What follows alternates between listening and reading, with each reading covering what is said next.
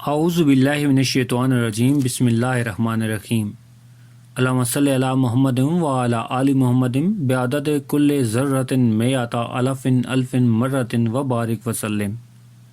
لاکھوں کروڑوں درود پاک خاتم النبیین حضرت محمد مصطفیٰ صلی اللہ علیہ وآلہ وسلم پہ۔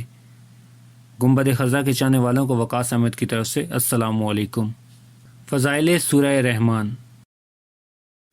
سورہ رحمان حسن عبارت اور حسن طرز کے لحاظ سے قرآن پاک کی زینت ہے، کیونکہ تفسیر ابن کثیر میں لکھا ہے کہ یہ سورت اپنے حسن عبارت اور عمدہ طرز ادائیگی میں دلہن کی طرح آراستہ اور پیراستہ اور مزین ہے۔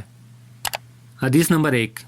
حضرت علی رضی اللہ تعالیٰ عنہ سے روایت ہے کہ حضور صلی اللہ علیہ وآلہ وسلم نے فرمایا کہ ہر چیز کا حسن اور جمال ہوتا ہے، اور قرآن پاک کا حسن اور جمال سورہ رحمان ہے۔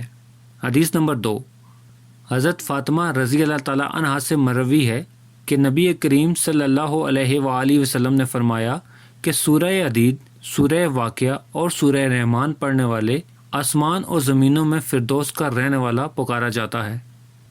حدیث نمبر 3۔ حضرت ابی بن کعب رضی اللہ تعالیٰ عنہ سے روایت ہے کہ حضور صلی اللہ علیہ وآلہ وسلم نے فرمایا کہ جو سورہ رحمان پڑھے اس نے اللہ تعالیٰ کی نعمتوں کا شکر ادا کیا۔ ایک مرتبہ حضور صلی اللہ علیہ وآلہ وسلم نے اس سورت کی تلاوت کی تو صحابہ خاموش رہے۔ اس پہ آپ صلی اللہ علیہ وآلہ وسلم نے فرمایا، تم سے اچھے تو جن تھے کہ جب میں ان کے سامنے فَبِأَيِّ آلَاءِ رَبِّكُمَا تُكَذِّبَانِ پڑھتا تو وہ کہتے کہ تیری کس کس نعمت کی ہم ناشکری نہیں کرتے۔ یہ سورت حاجت روائی اور اضافہ رزق کے لیے بہت اکثیر ہے۔ اگر کوئی اس سورت کو 11 روز تک روزانہ 11 مرتبہ پڑھے گا تو انشاءاللہ حاجت پوری ہوگی اور رزق میں اضافہ ہوگا۔ تو اس سورت کو 7 روز تک روزانہ 7 مرتبہ پڑھ کے پانی پر دم کر کے مکان کی دیواروں پر چھڑکنے سے موذی جانور یعنی سانپ، کن کھجورے، بچھو وغیرہ انشاءاللہ بھاگ جائیں گے۔ حصول تندرستی کے لیے سورہ رحمان 11 مرتبہ روزانہ پڑھنے سے انشاءاللہ بیماری سے شفا حاصل ہوگی اور مریض جلد تندرست ہو جائے گا۔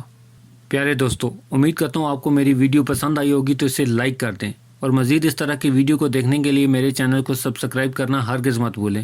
بیل کا بٹن بھی دبا دیں تاکہ آپ کو نئی آنے والی ویڈیوز کا نوٹیفیکیشن مل سکے۔